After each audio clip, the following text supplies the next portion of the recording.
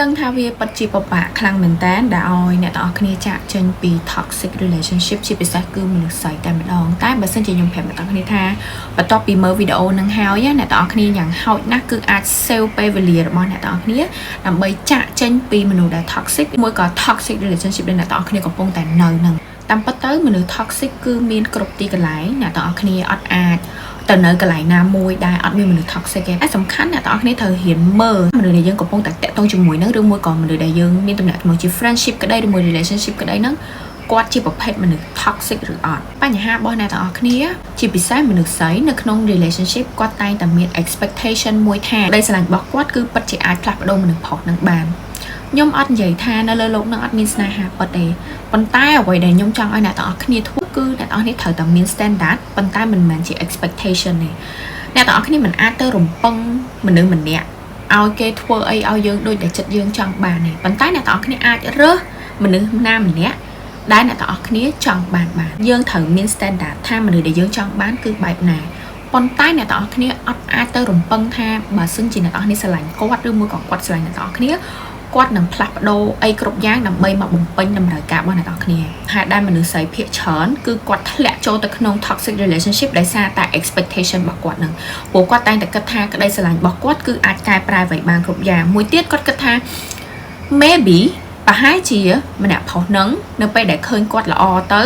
គាត់ព្យាយាមប្រឹងធ្វើល្អសម្រាប់មនុស្សម្នាក់នឹងទៅម្នាក់នឹងអាចនឹងខ្លាចជាមនុស្សផ្សេងអាចនឹងល្អជាងមុនអាចនឹង treat គាត់ better ជាងមុនតែគាត់អត់ព្យាយាមមើលថាតើម្នាក់នឹងជាមនុស្សបែបម៉េចទេព្រោះអ្នកទាំងអស់គ្នាត្រូវដឹងថានៅពេលដែលយើងចូលក្នុង relationship ទៅគឺអីដែលជាគេនឹងឯងដែលយើងត្រូវរស់នៅជាមួយនឹងគាត់ភាគច្រើនខ្ញុំចង់ឲ្យយើងមុននឹងចូលទៅក្នុង relationship យើងត្រូវ set standard សិនថាយើងចង់បានអីគេខ្លះ A B C D បើសិនជាម្នាក់នឹងអត់មាន A B C D នឹងឲ្យយើងទេអូខេយើងមានសិទ្ធិរ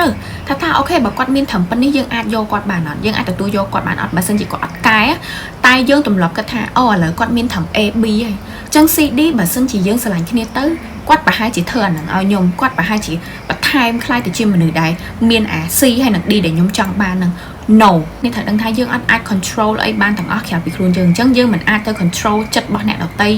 ឬមកក៏អាកប្បកិរិយារបស់អ្នកដទៃដែលគ្រាន់តែប្រើក្តីស្រឡាញ់របស់យើងមកមុខគត់ទេអ្នកទាំងអស់គ្នានឹងងាយរងគ្រោះខ្លាំងមែនតើបើសិនជាយើងនៅតែបន្តអាកន្លែងហ្នឹងប៉ុន្តែជំនួសមកវិញយើងគិតថាអូខេបើគាត់មានប៉ុណ្ណឹងតើយើងអាចរស់នៅជាមួយនឹងគាត់អត់បើសិនជាគាត់មានតែប៉ុណ្ណឹងមានតែត្រឹមចំណុចប្រមាណដែលគាត់មានហ្នឹងបើសិនជាទទួលយកបានអូខេតែបើសិនជាទទួលយកអត់បានទេអូខេយើង stop ត្រឹមហ្នឹងណាកុំព្យាយាមថាបើគេស្រឡាញ់យើងគេនឹងកែគ្រប់យ៉ាងដើម្បីយើងណាឈប់គិតបែបហ្នឹងពីពេលហ្នឹងតើចំណុចទី2រៀនមើលទង្វើហើយឲ្យតម្លៃលើទង្វើរបស់គេជាជាងពាក្យសម្ដីរបស់គេខ្ញុំឃើញកន្លែងហ្នឹងគឺយើងរងគ្រោះច្រើនមែនតើមនុស្សស្មើឥឡូវមិនថាមនុស្សស្រីឬមួយក៏មនុស្សប្រុសហើយទោះបីវីដេអូនេះខ្ញុំរៀនសកាត់ធ្ងន់ទៅលើមនុស្សស្រីក៏ដោយប៉ុន្តែវា apply everything in your life អ្នកទាំងអស់គ្នានៅក្នុងជីវិតរបស់យើងគឺយើងមិនអាចជឿអ្នកណាម្នាក់ដោយគ្រាន់តែស្ដាប់ពាក្យសម្ដីឬមួយក៏ការសន្យារបស់គេឯងមិនថាកន្លែងធ្វើការមិត្តភ័ក្តិឬមួយក៏ relationship ជាពិសេស relationship មនុស្សស្រីយើងគឺតែងតែរំពឹងទៅលើពាក្យសន្យាហើយឡើងផ្លិចមើលថាទង្វើគេនឹងវាធ្វើនឹងវាស្មើជាមួយនឹងអីដែលគេនិយាយអញ្ចឹងឧទាហរណ៍ថាបើគេនិយាយ10ទង្វើគេធ្វើ2រាប់2បើគេនិយាយ5ទង្វើគេធ្វើ10រាប់10 promise without action is nothing បើសិនជាសន្យាហើយគេអត់ធ្វើគឺស្មើនឹងអត់ខ្លះគឺគាត់ចំណាយពេលអាចនិយាយបានថាខែអ្នកខ្លះដល់ឆ្នាំ3 4 5ឆ្នាំដោយសារតែគាត់រំពឹងទៅលើពាក្យសន្យាដែរគេសន្យាមួយគាត់ថាគេស្រឡាញ់គាត់គេនឹងរៀបការជាមួយគាត់ទាំងដែលទង្វើរបស់គេគឺវាផ្ទុយស្រឡះពីអីដែលគេនិយាយអ្នកទាំងអស់នេះត្រូវហ៊ានគិតចេះវិញថាបើសិនជាយើងស្រឡាញ់មនុស្សម្នាក់ហ្នឹងតើយើងហ៊ានធ្វើអីខ្លះដើម្បីគេពេលដែលយើងគិតអញ្ចឹងបានណាយើងដឹងហើយថាតើម្នាក់ហ្នឹងគេស្រឡាញ់យើងប៉ិតអត់ដូចខ្ញុំនិយាយត្រាអញ្ចឹងពាក្យមួយម៉ាត់ថាស្រឡាញ់ខ្ញុំក៏ចេះនិយាយដែរបើសិនជាម្នាក់ស្រីហ្នឹងពិតជាស្រួលខ្លាំងមែនទេគាត់គ្រាន់តែចង់ឮពាក្យដែលល្អចេញពីមាត់របស់ខ្ញុំទៅដោយខ្ញុំមិនចាំបាច់ធ្វើអីសោះខ្ញុំទទួលបានផលប្រយោជន៍ពីគាត់ណារឿងអីដែលគេមិនកុហកអ្នកទាំងអស់គ្នាត្រូវហ៊ានមើល red flag មនុស្សស្រីយើងភាគច្រើនគឺ skip red flag skip so many red flag តែម្ដងព្រោះយើងគិតថាប្រហែលជាថ្ងៃហ្នឹងគាត់អារម្មណ៍អត់ល្អប្រហែលជាម្នាក់ប្រុសនឹងមាន past relationship អត់ល្អគាត់ធ្លាប់ឈឺចាប់អញ្ចឹងមិនគាត់ធ្វើអញ្ចឹងដាក់ខ្ញុំប្រហែលជាពេលគាត់ស្រឡាញ់ខ្ញុំទៅគាត់លេងជាមនុស្សអញ្ចឹងហើយអ្នកទាំងអស់គ្នាអត់ឆាប់ចាប់ផ្ដើមមើល red flag ពីពេលដែល date គ្នាដំបូងទេអា red flag ទាំងអស់ហ្នឹងនឹងបំផ្លាញអ្នកទាំងអស់គ្នានៅពេលក្រោយនៅពេលដែលយើងចាប់ផ្ដើម relationship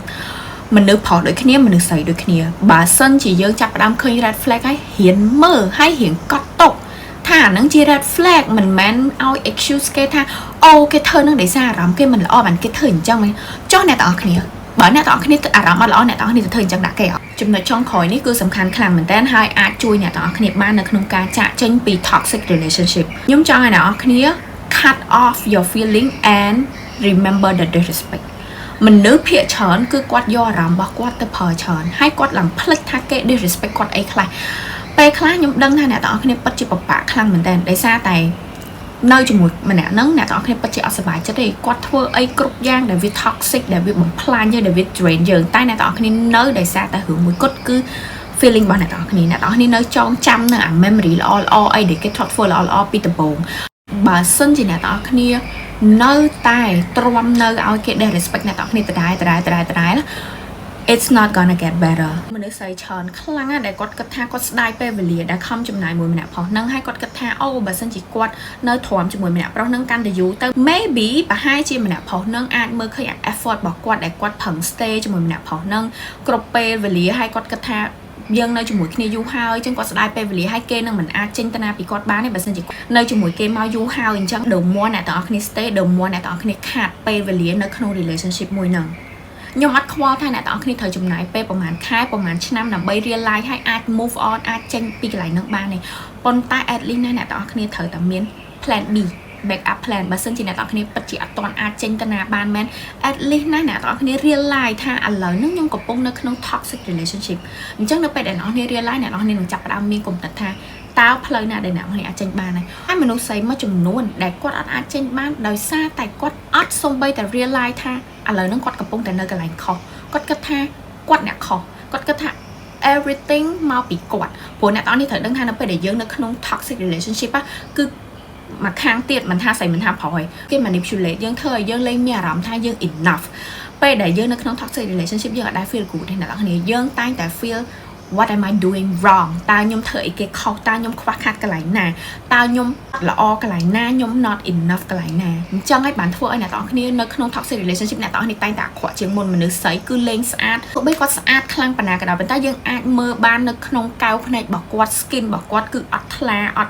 ọt mơ tới khi tha ọt men bẩn lứa để ra tạ quạt drain ខ្លួនឯង every day ដោយសារតែគាត់នៅចិត្តមនុស្សដែល toxic គឺគាត់ដែរមើលឃើញតម្លៃខ្លួនឯង self love self confidence self esteem អីគឺគាត់បាត់ទាំងអស់ហើយគាត់ចេញពី toxic relationship ភ្លាមដំបូងគេបង្អស់គឺគាត់ nothing មកគឺគាត់លេខបើខ្ញុំផ្ទាល់ណាអ្នកនរគ្នាគឺខ្ញុំដូចមនុស្សអត់មានឈាមអញ្ចឹងប៉ុន្តែ after that អ្នកនរគ្នានឹងចាប់ដើម glow up ម្ដងតិចម្ដង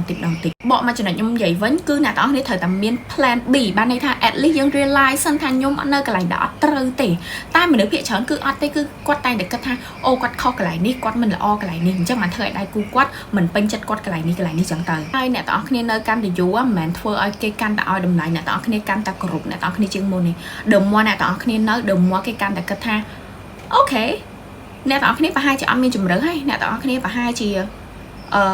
ដូចអីដែលគេនិយាយចឹងគឺអ្នកទាំងអស់គ្នាអត់ល្អគ្រប់គ្រាន់អ្នកទាំងអស់គ្នាអត់មានតម្លៃអញ្ចឹងបាទអ្នកទាំងអស់គ្នាអាច move on ចេញទៅណាបានក្រៅពីម្នាក់ហ្នឹងក្នុង toxic relationship ពេលខ្លះគាត់ addicted ជាមួយនឹងអារម្មណ៍ដែលគាត់នៅជាមួយម្នាក់ផុសហ្នឹងគឺគាត់លែង move on បានហើយដោយសារតែគាត់គិតថាបើសិនជាគាត់ចេញពីម្នាក់ហ្នឹងទៅគាត់ត្រូវស្គាល់គាត់ត្រូវ build ជាមួយនឹងអ្នកផ្សេងទៀតគាត់ត្រូវចំណាយពេលម្ដងទៀតគាត់ស្ដាយពេលវេលាមិនអញ្ចឹងទេគាត់គិតថាក្រៅពីម្នាក់ផុសហ្នឹងតើមានអ្នកគេស្រឡាញ់គាត់អារម្មណ៍មួយហ្នឹងគឺខ្ញុំជួបដូចគ្នាព្រោះនៅពេលដែលយើងនៅក្នុងកន្លែងហ្នឹងគឺយើងលែងឃើញតម្លៃរបស់ខ្លួនឯងហើយអញ្ចឹងយើងគិតថា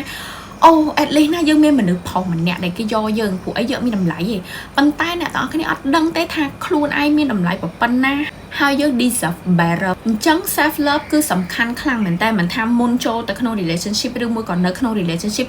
គ្រប់ពេលវេលាអ្នកទាំងអស់គ្នាត្រូវតែមាន self love ហ្នឹងព្រោះ self love self validation ហ្នឹងគឺ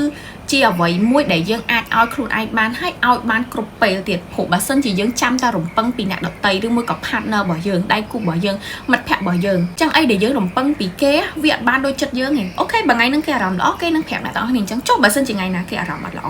ចុះបើថ្ងៃណាដែលគេអស់ចិត្តពីអ្នកទាំងអស់គ្នាអញ្ចឹងបានយើងត្រូវតែឲ្យអា self validation self love self respect ហ្នឹងគឺយើងត្រូវតែមានរហូតគាត់ត្រូវតែហ៊ានមើលថា it is toxic you know កុំគិតថាអាហ្នឹងវាជាអីមួយដែលធម្មតាកុំគិតថាអូ relationship ណាក៏គេមានអា toxic ហ្នឹងដែរ no អ្នកទាំងអស់គ្នាមានមនុស្សស្រីច្រើនណាស់ដែលគេនៅក្នុង healthy relationship គេនៅជាមួយនឹងមនុស្សផុសឬមួយក៏មិនដៃគូរបស់គេមនុស្សស្រីណាដែលធ្វើឲ្យគេមានអារម្មណ៍ថាគេសុខភាព គេអត់ដែរសួរខ្លួនឯងទេថាខ្ញុំអត់ល្អត្រង់ណាគេអត់ដែរ doubt លើខ្លួនឯងថាអូតិចខ្ញុំអត់ល្អមែនដឹង no healthy relationship មិនបានន័យថាស្នេហាមួយនឹងគឺអត់មានការឆ្លោះគ្នាប៉ុន្តែនៅពេលដែលមានបញ្ហាកើតឡើងគឺគេនិយាយគ្នាអញ្ចឹងគេនឹងប្រាប់អ្នកទាំងអស់គ្នាថាកន្លែងនេះវាបែបម៉េចវាបែបម៉េចមិនមែនឲ្យអ្នកទាំងអស់គ្នាមកអង្គុយសួរខ្លួនឯងថាខ្ញុំខុសអីខ្ញុំធ្វើអីខ្លះខ្ញុំមិនល្អកន្លែងណាខ្ញុំមានចំណុចកន្លែងណាមិនបានគេមិនស្រឡាញ់ខ្ញុំមិនបានគេមិនឲ្យតម្លៃខ្ញុំតើខ្ញុំពិតជាអត់មានតម្លៃមែនអត់បើសិនជាអ្នកទាំងអស់គ្នាមានអារម្មណ៍អស់ហ្នឹង 100% គឺអ្នកទាំងអស់គ្នានៅក្នុង toxic relationship ពីខ្ញុំផ្ទាល់ដែលខ្ញុំនៅក្នុង toxic relationship ខ្ញុំចង់ប្រាប់អ្នកទាំងអស់គ្នាថាវាពិបាកប៉ុន្តែមិនមែនយើងធ្វើអត់បានទេអ្នកទាំងអស់គ្នានឹងចេញបានបើសិនជាអ្នកទាំងអស់គ្នាអាចមើលវីដេអូនឹងមកដល់ចប់មើលតាមអ្វីដែលខ្ញុំប្រាប់ណានៅពេលដែលអ្នកទាំងអស់គ្នាចាប់ផ្ដើមរៀន live ម្ដងបន្តិចអ្នកទាំងអស់គ្នាអស់ចិត្តបន្តិចម្ដងបន្តិចម្ដងបន្តិចអ្នកទាំងអស់គ្នានឹងចាប់ផ្ដើមកាត់ចិត្តខ្ញុំដឹងថាវាពិបាកនៅជាមួយមនុស្សម្នាក់ដែលយើងស្រឡាញ់យើង expect ថាគេនឹង feeling the same as យើងណាឧទាហរណ៍ថាបើយើងស្រឡាញ់គេប៉ុណ្ណឹងយើងលះបង់ឲ្យគេប៉ុណ្ណឹងហើយនេះគេមើលឃើញប្រកាសជាគេមើលឃើញហើយមែនអត់អញ្ចឹងប្រហែលជាយើងអត់ល្អកន្លែងណាមួយហើយខ្ញុំដឹងថាអារម្មណ៍ហ្នឹងពិបាកខ្លាំងមែនតើប៉ុន្តែខ្ញុំអាចប្រាប់អ្នកនរនេះបានថាអ្នកនរគ្នាអត់មានខុសទេបើសិនជាអ្នកនរគ្នានៅកន្លែងដែលអ្នកនរទៅសួរខ្លួនឯងរាល់ថ្ងៃថាអ្នកឯងថាខ្លួនខ្ញុំខុសអីដែលយើងអត់អាចទៅនិយាយមួយគេបានយើងអត់អាចនិយាយគ្នាស្រួលបានណាអ្នកនរគ្នាគឺអត់ស័ក្តិសមនឹងនៅកន្លែងហ្នឹងឯងអ្នកនរគ្នាស័ក្តិសមនឹងនៅជាមួយមនុស្សម្នាក់ដែលគាត់ស្រឡាញ់អ្នកនរគ្នាគាត់លឺអីដែលអ្នកនរគ្នានិយាយគាត់ដឹងពីអីដែលអ្នកនរគ្នា